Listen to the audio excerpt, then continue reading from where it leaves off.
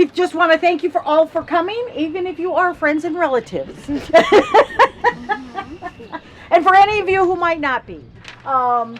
This is our Senior Moments programs. We're restarting them, and starting in September, we're going to be inside. So, and we've already going to be doing some, I think, some interesting things come September. The librarians are going to talk about some of our, just left my things that are on our website that you can use, so you can find all the things that you love at the library. In October, we're going to go out to the apple hut and learn all about how they grow apples. And so I hope you can join us then. And then we'll just move on from there. So we're really excited to kind of get back to normal, because we haven't been. So I want to thank Angie for coming and talking to us about the whole issue of scams, and especially with our seniors, it's really an issue. And I'm going to leave it to you to go on from there. Thank you so much. Yeah. Thank you. So I'm Angie Hoium. I'm from Black Hawk Community Credit Union. I am the fraud officer there. So we're going to start out with a question. Have you been scammed, or you know someone who has been scammed? Yep. Any hand raisers? Okay. So a lot of times, has a longtime friend reached out to you through Facebook and they want to reconnect? That's a sign. Has someone tried to friend you on Facebook that you don't know? Another sign. Has someone asked you to purchase gift cards or cryptocurrency, Bitcoin? Another possible scam. Were you asked to send money or wire money to someone that you don't really know? And did you give someone your online username and password for your financial institution? These are all very common signs of the scam.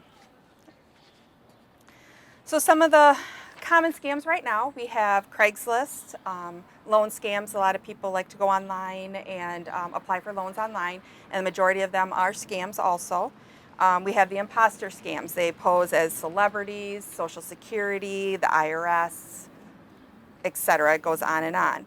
We have the good old computer, Microsoft scam. So they pose as Microsoft and they need to get in and fix your computer for you. Work at home scams. A lot of people want to work at home nowadays, so they will go online to apply for a job that does not exist. Then we have the grandparent scam, and we'll go into that a little bit deeper today. I have the vehicle wrap scam. So that's where a company supposedly reaches out to you, like 7-Up, Dr. Pepper, and they want you to advertise on the side of your vehicle. Okay. Secret shopper scam. All of a sudden you get a letter from Walmart and they want you to secret shop Walmart. Okay. Another scam. An inheritance scam. Just got one yesterday. They thought they were getting inheritance from a family member they had never met out of Italy. Okay. They were notified by an attorney that they were the next of kin and that they were going to be getting some money. We have the romance scam, which we're going to dig into that one also today. And then we have the lottery scams, another one where you'll receive a letter or a call that you just won the lottery. Okay, but you need to send money to get the money. And then we have Publishers Clearinghouse. And I'm not saying Publishers Clearinghouse is not legit. They are, but the scammers use them to state that they're going to come to your house and give you your winnings, and you need to be there and ready, or you need to pay for your taxes ahead of time. Okay? And the list goes on and on. There are so many different scams, and they are just, every day it seems like there's a new one. Okay? So the first one we're going to dig into is the romance scam. So I have some statistics on the romance scam. In 2020, reported losses from the FTC, romance scams reached a record of $304 million, up 50% from 2019. Okay. 2016 to 2020, total dollar losses increased more than 4 times, and the reports nearly tripled. In 2020, between the ages of 20 to 29, we saw the biggest increase, with the numbers doubling. since 2019. And in the age group of 40 to 69, they were the most likely to report losing money to romance scams. And then our group of 70 and older, they reported the highest individual median loss of $9,475. Okay. So how does the romance scam work? So first, they start out speaking or reaching out to you through social media. Could be on online forums, gaming sites, dating sites. Okay. They usually want you to keep talking online, but they want you to go through a different app. So they'll want you to go to possibly WhatsApp or Hangouts app. It's not monitored, and so that's where they want people to move on to so that they can't be caught. Okay. So they usually have to have the elderly person download the app, and they will walk you through it on how to do it. And then sometimes they will converse with you through email or text, and sometimes they will actually FaceTime you. Okay. Most of the time they do it through text, and they will send you a picture of themselves. It's not them. Okay. They just got a picture off of the internet, actually. Okay. So they steal that profile picture from social media, of usually a very attractive person. Okay, and then you think you're talking with that person that is in the picture, but you are not. Okay. They usually have a very detailed story as to where they are at and why they are not around here. Okay. Now they are probably going to say they're in the military or they're overseas. Okay. They want to move back to the United States, but they don't have the cash flow. Okay. They may say they're a business partner, lawyer, etc. is going to send you money, and then you are to get them the money. Okay. So they want you to send them the money. So the reasons they will tell you that they need the money, they maybe need a phone card to keep chatting. Okay. They may say they have a medical emergency, but they don't have the cash flow. They may need travel expenses because they want to move back and get in that relationship with you. So they will say they need the money to get here. And sometimes they claim they owe someone money. So they want, you're going to get money, and then you need to take that money and send it to the person they owe. Okay. Question should be, why aren't you just paying them directly? Okay. So they usually have a sense of urgency that pushes people to send money over and over. So are they telling you what to say if your financial or family member questions you? So a lot of times they will prompt the elderly person what to say. If you are questioned, they will tell you what to say. Sometimes they will tell them to keep their phone on them with them listening in their pocket when they go into the financial. Okay? Yes. So then after everything, you've conversed with them and you're in a relationship with them, they now are going to send you your money. Okay? Money will show up in your account all different ways, but the question is, does it make sense as how it got there? So a lot of times they'll get the information, and then all of a sudden we'll see unemployment that's in somebody else's name that shows up in the account. The member doesn't look at where did this money come from, who is it from? Does it make sense to come from the person that said that we're sending it? And then they usually have a detailed story as why that money needs to come back to them or to someone else. Okay. So again, they may want you to get some of that cash. They may want you to download Cash App. So Venmo, Zelle, Facebook Pay, Instacash, Apple Pay. Those are just a few. Okay. And then sometimes they just want you to send the good old hard cash through the U.S. Postal Service mail, FedEx, or UPS. Okay. I even had a member who stuck bills in between a book and mailed it out through UPS. Okay. So they may also ask you to wire money, purchase gift cards, or they may send you a check that is counterfeit. So they find a lot of different ways to get their money. Okay.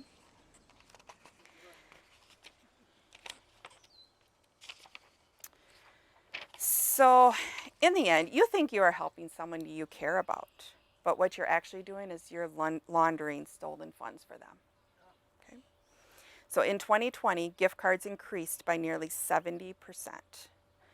And wire transfers are the most frequent payment for the romance scam. Okay. So that's why a lot of times your financial will ask a lot of questions, and you need to be honest and answer them If you're secretive, which they will tell you to be secretive, the scammer will. But the frontline staff, they're not there to pry. They just want to make sure that the money is going for where it should be going. Okay. So I have a romance scam example. Names have been changed. All right. So John wanted to wire $20,000 to his new business partner. They were starting a gold jewelry wholesale business. John met his new business partner, Karen, on Facebook. John was to tell anyone that asked that he met Karen in a nearby city in person, because that's usually one of our questions that we do ask. Karen is in Norway, and she needs the money to get back to the U.S. Karen wanted John to send the money express wired to Norway. Blackhawk asked for the banking address, and Karen had asked John, why are they asking you that question? Okay, little red flag. John also recently signed up for mobile banking. So I don't know, a lot of elderly people may not use online mobile banking, so that's usually a red flag if all of a sudden they're signing up for mobile banking, okay?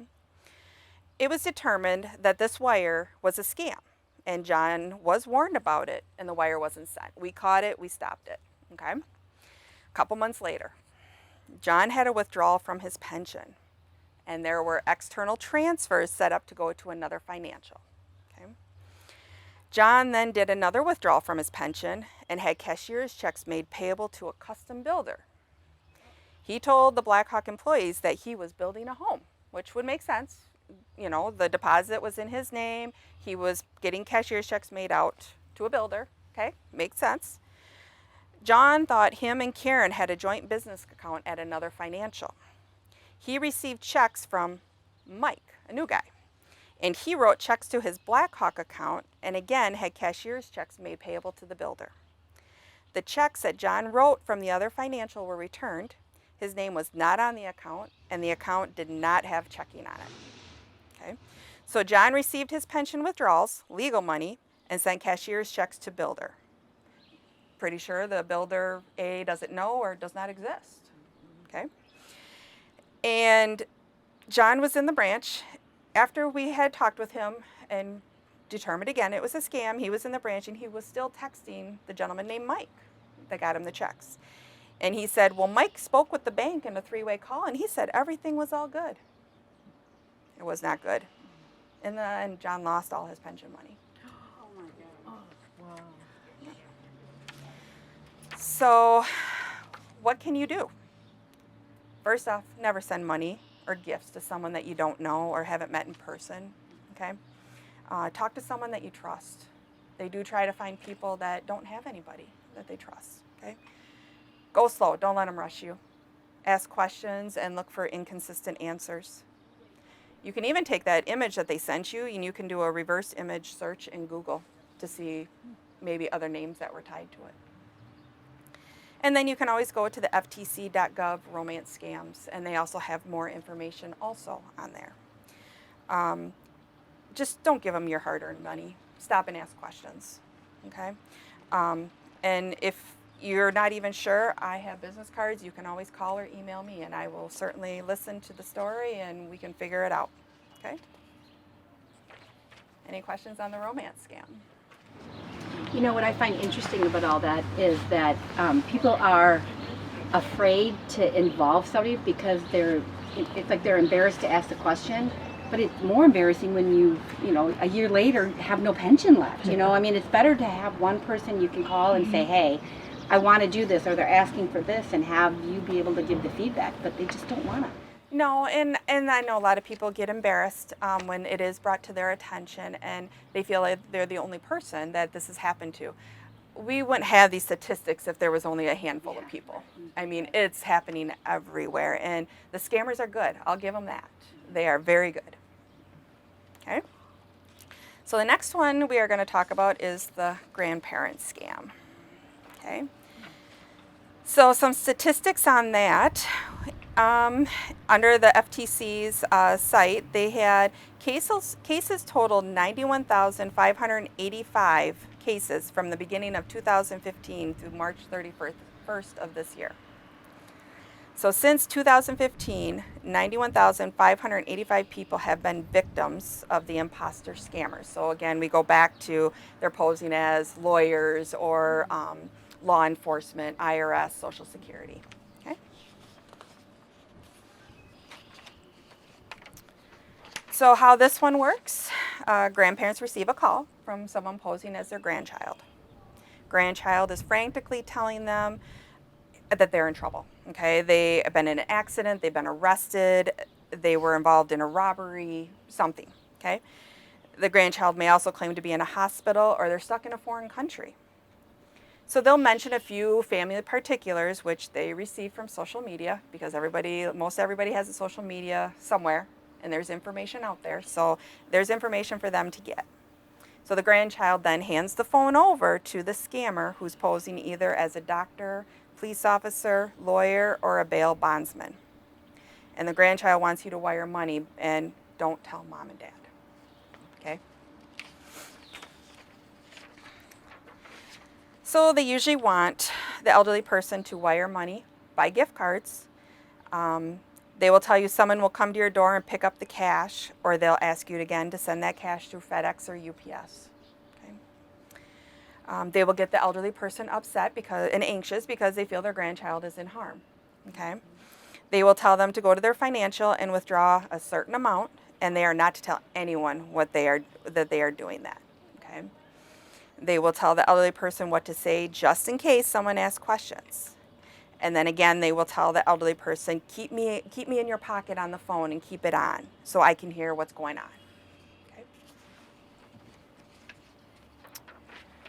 So again, what can you do?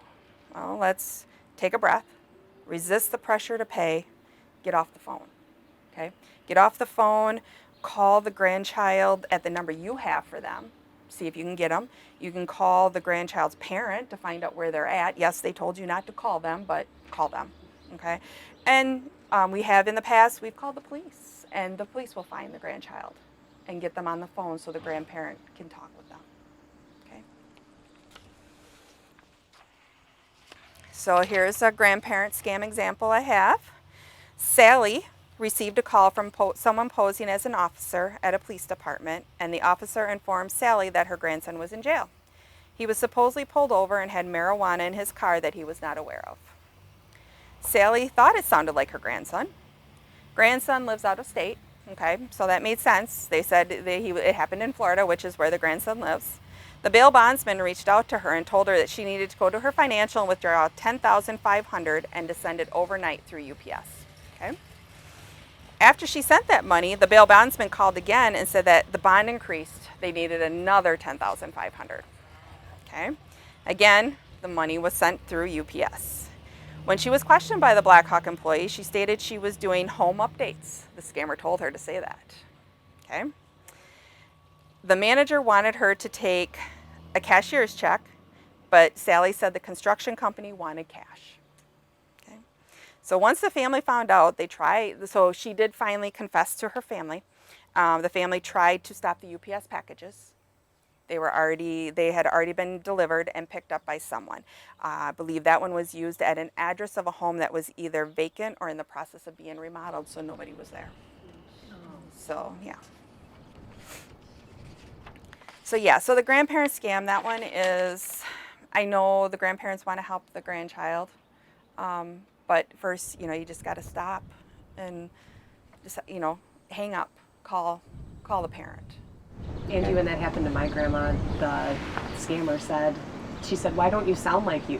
She was supposedly my cousin, and she said, why doesn't it sound like you? And he said, I broke my nose, and that's why I was in an accident. And I sound different because my nose was broken. So they have an excuse. For everything that you ask, they have an excuse. It's amazing how over the years, because my grandmother has been deceased for a long, long time, but long before computers were even, and she was scammed in person, and things have just gotten so much more sophisticated. Oh my God. It's just incredible. Yeah, and they can set up like alerts for, like, say, they wanted it sent through FedEx, I believe, so they can set up alerts for FedEx so that way they knew when it was delivered and they were there to pick it up at that time. Yeah, and this was one years ago. It was in person, and they told her what to say at the bank, and it's like, Wow. Yeah. Wow. Yeah, so Even it's not though that it the was- employees are being nosy. They're not. Again, they're just trying to make sure that the money is going where it should truly be going and not to the scammers.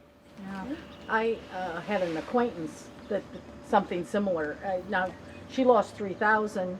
Doesn't sound like very much, but for her, it was a At the huge time, amount it of was money. a lot. You know, a huge amount of money, and I remember asking her, "Didn't you think about calling your grandson?" They tell them not to.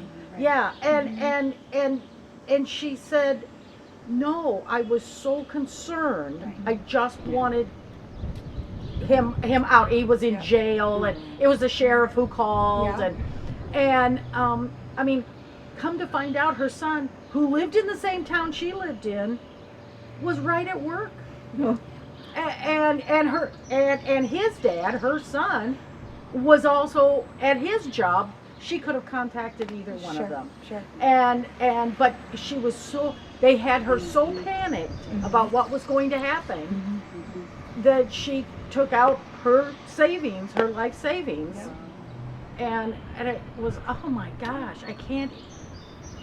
Yeah. Well, right before I came down here this morning, actually, I had somebody who was reached out by so-called county police department, and they needed to pay $1,000, otherwise they were going to jail. They wanted it in a gift card, A gift card. and they went and did it. So if I could just get anything, you do not pay anything with gift cards. You do not, and they did call the police department to let them know, and then they reached out to us. But yeah, the whole thing about the gift cards and wiring and yeah. I'm curious. What is the mechanism that they use once they get those gift cards? I mean, they don't go to Target and buy something. No, they can get them off. They can sell it on the black market. And they is can that get, what yeah, they're they doing? can, so that's what, all this stuff usually makes its way somehow to the black market. And then they have all these different, you can exchange your gift card for this kind of currency. And then you can go with that wallet, they have certain cryptocurrency wallets, so you can, and then you can use that wallet and you can purchase another cryptocurrency, and then you can use another wallet and eventually you purchase another gift card. So at $1,000, they're probably not getting $1,000 then. They're probably getting 500 maybe, or something. possibly, Yeah, possibly. whatever. But the minute that they're giving them the card number, somebody's already typing in the numbers, and they've taken that Right. money off that card before Anybody? the phone call even ends. Yeah, right. So they're fast. They are definitely fast. Wow. All right, and then the last thing I was going to talk about was a little bit about identity theft. Okay, so what information do they want? They want everything on you. They want your social security number, your birth date, your mother's maiden name, your account number, your online banking credentials. As much information as they can get, they want it. Okay. So what do they do with that information? Well, they apply for loans in your name, open new accounts in your name, create a driver's license with your information. We had that happen to somebody. Their information got compromised, and somebody tried to, the scammer tried to get a state issued ID with his information. Okay. And then they usually sell it on the black market. So that's what they do, is they usually sell your personal identifying information out on the black market. Okay. So the biggest thing is never give out your personal identifying information. Okay. Social Security calls you. Yeah, it's not them. Don't give them your social security number. Okay. And that's going on right now. I had Social Security call me. Between the Social Security calls and my extended car warranty has expired. Right. That's the majority of my calls. What car do you have? Don't you know? Yeah, you should know. Yeah. It should be there in front of you. Yeah. But the thing is most of the time, if I don't recognize the number on the caller ID, I don't answer it. No. I just plain don't answer it. Some people, though, I think at this day and age, they just want to talk to somebody. Yeah. And a lot of people with COVID, a lot of people went to the internet. And so then they got involved in these romance scams, because what else did you have to do? Well, you talk on the internet. Right. The one, she was actually on a gaming site. Well, those people that all of a sudden start talking with you, I can guarantee you they're scammers. They're just trying to get as much information as they can from you while you're playing your game. I also understand that on Facebook, there's those things that come across on everybody. Your ads, the ads. Yeah, well, and they ask you some silly question. Mhm. You Yeah, know, the like, surveys, yeah. Like what was your favorite Yep. salad that your mom used to make? Yep. But they're over and over, and some of them are stupid that they can't do anything. But I understand that you answer enough of those. Yeah, they got information on you. They've got all this information, and some of it they're going to be able to use as passwords, or and sometimes you inadvertently say, "Oh, I was born in this town," you know what your birth date was, and blah blah blah. I mean, so my recommendation on that is don't answer any of those surveys. Yeah. Skip them. Same with the ads that pop up about shopping. More than likely, it's a scam site. So if a lot of people like to purchase through Facebook, I would not recommend it. Go to Google the actual site and buy it off there, because the price on the Facebook, it's a great price, but you're never going to get your product. Right. You're going to purchase it and never get did your that product. happen to you? I wasn't going to look at you. you're such a good daughter. My one sister sent a text or a thing through Facebook, said Candy, Tammy, and my other sister, these are this great price for the Clark sandals. Oh, sure. So we both ordered a couple pair of Clark sandals to this Yeah. day, which was a year and a half ago. We have not received them yet. Angie Johnson says, Creek. do not do that on Facebook. Lesson learned. Yep. That's right. Yep. So Fortunately, it was an inexpensive lesson compared to some of them you could learn. absolutely. I mean, it was a great price, but Yeah. they got my money. Great place or nothing. Yeah, exactly. So just be very careful when you're on social media. I mean, they're trolling. I had a friend of mine, supposedly on Instagram, start conversing with me, and I'm like, okay, this person does not talk to me like that. Yeah. But I played along with them, and it was a scammer. He was, so I reached out to that person to let them know that their Instagram had been compromised, or, but after I put hashtag Blue Lives Matter, the guy got rid of me. All of a sudden he disabled. I'm like, okay. So, yeah, right? That's the secret, huh? Yeah, I'll have to hashtag Blue run Lives over Matter. and run to my Facebook page and do that. Yeah, yep. So, but all I can say is talk to your financial. If they ask the questions, answer them. Don't buy gift cards. If they tell you what to say, don't do it. Don't do it. Bring it to your financial's attention, your family's attention, and if nothing else, bring it to the police's attention. I also think it's important to share all of this. Like you guys go tell your friends. Yes. Because the prevalency is so high. I mean, my father's had the Amazon call saying that you have $800 on your card. He's had the two of the grandfather. Hey, this is Joey, your grandson, and he's called me and said, do we have a Joey? No, we don't. Which is bizarre because usually they say grandma, grandma, or grandpa, grandpa, and then the grandparent gives the name. You're right. Yeah. So that's usually. Yeah, and he's had the Publishers Clearinghouse. He's won $10 million on the Publishers Clearinghouse. And, $10 million. I mean, and this is just my dad. You guys all have people that have had it happen, and thank God we've got the Angies in the world to be able to help save people their savings as much as you can. As much as I can, because sometimes it's too late. Sometimes I'm after the fact, but hopefully I can prevent it from going further. Right. That's pretty much. Anybody have any questions? Are most of these scammers outside the country? Some are, some aren't. Okay. They have people working in New Jersey, New York. I've seen Dallas. I've seen all over. Are they getting any closer to possibly being able to track them and arrest them? I know that is really difficult. Well, unfortunately, usually if they're calling you, they're spoofing somebody else's number. Yes. So it's not even their number. Right. I think the only way you can find out who actually truly called you that way is reaching out to your cell provider, possibly, to see if they can find the real number. Okay. I mean, is somebody going to do that? I don't know. Maybe if you lost a lot of money, then you'd want to do that. But yeah, unfortunately, they have ways around it.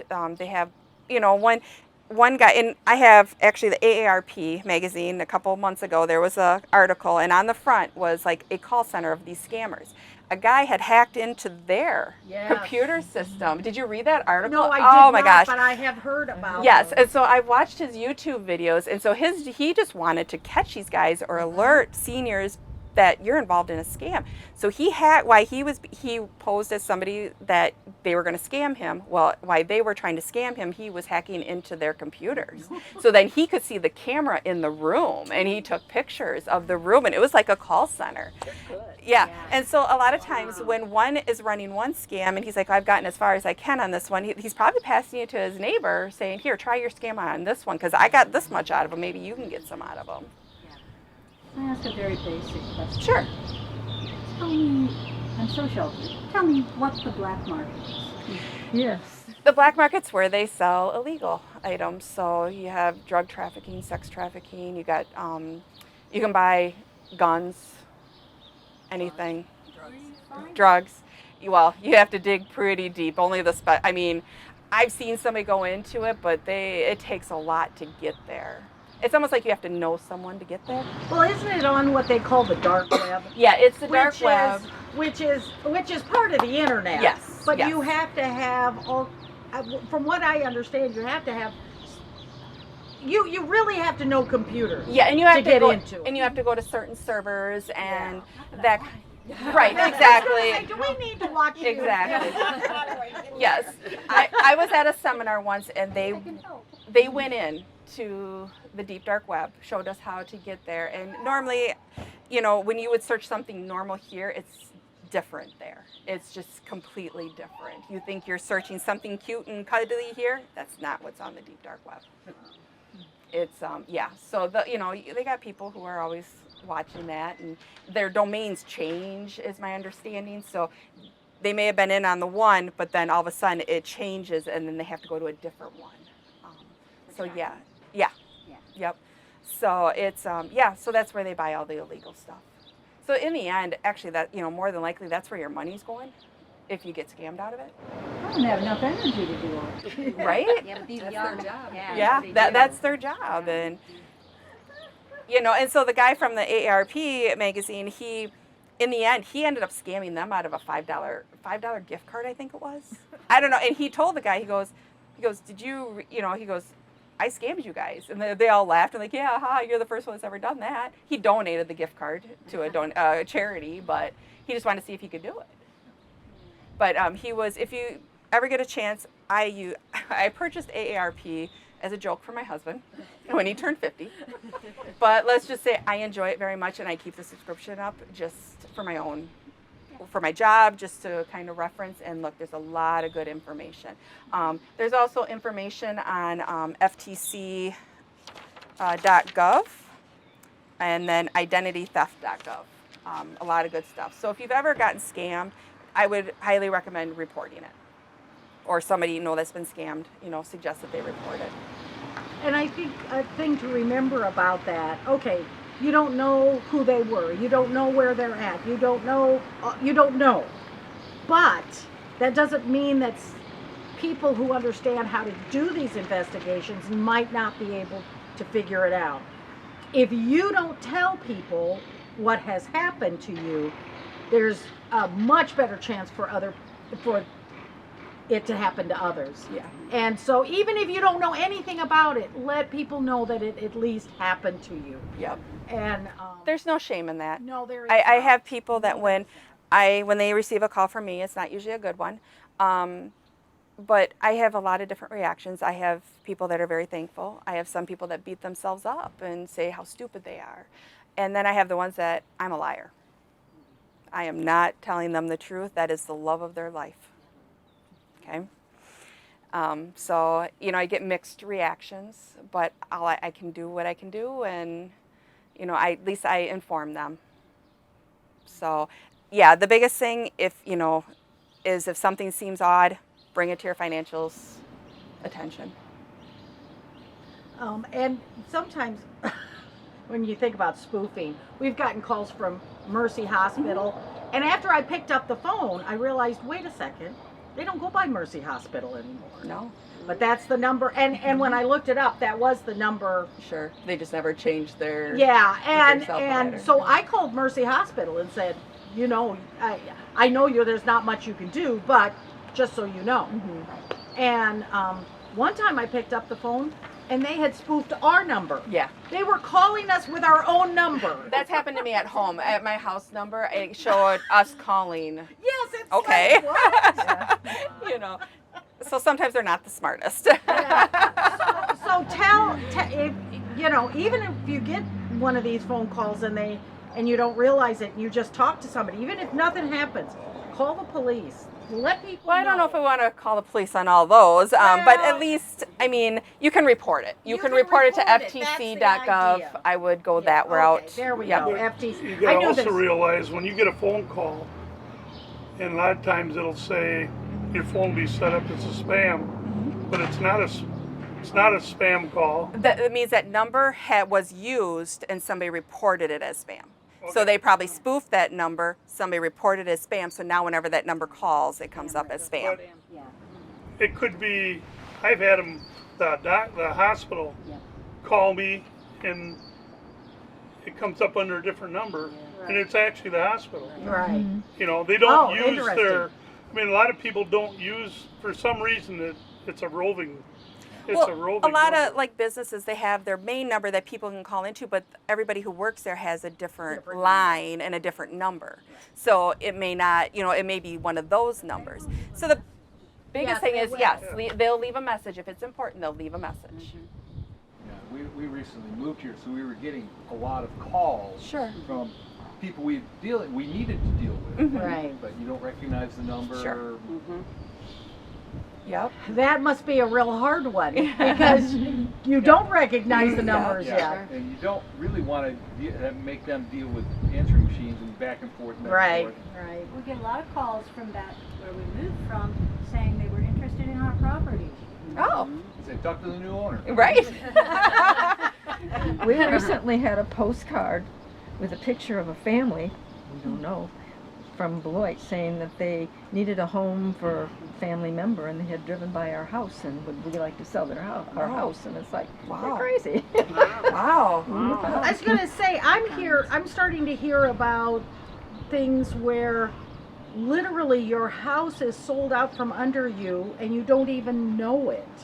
And it's sold and resold and resold. Have you? I have not heard of that. Oh my gosh, this is. I've heard of people that put their house up for sale and then a scammer uses it for people that is looking to rent. Yes, I've heard of There's that too. one. No, this is literally we've had. Bank of America. Oh, yeah. Where I mean, the people are still living in it, but somehow they're able to access the property in such a way that it's like they bought it. So it almost makes you think that there was some identity theft going on. They Probably. got the original Okay. homeowner's identity, Okay. and then they probably posed as them or whatever, and probably did it online, and did it all that way, possibly. That's a new one. I have not heard of that one. Oh gosh, yeah, it was kind of scary because this woman, all of a sudden one day they come and say, "You got to be out of here. This house doesn't belong to you." She had lived there like 50 years. Oh my. And you know, it's not yours. Yeah. And it was quite a battle. I don't know whether she ever won it or not, but she was battling to keep her own house. Wow. So, Okay. Any other questions, comments, stories? I'm going back to bed. You're going back where? Bed. To bed? Yeah, I mean, it's a crazy world out there, and you can't trust anybody. unfortunately. Yeah. Unfortunately. Yeah. Well, thank you for your useful information. Yeah. This was great. Yep, and I do think- have some stuff up here that we can resource this, so thank you.